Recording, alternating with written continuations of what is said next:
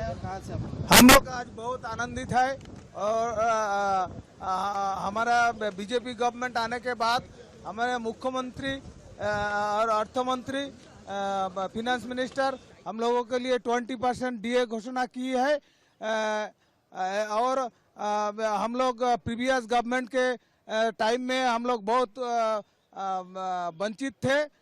अभी हम लोग इसलिए बहुत आनंदित है। क्या नाम है, क्या करते हो? अशोक मंडल, मैं joint secretary cum committee officer, West Bengal legislative assembly. और कैसे सरकारी कर्मचारी है, सरकारी कर्मचारी परिषद है हम लोग। খুব উল্লসিত আনন্দিত আমাদের বিজেপি সরকার আসার পর আমাদের মুখ্যমন্ত্রী তথা অর্থমন্ত্রী উনি আমাদের জন্য 20% দিয়ে ঘোষণা করেছেন।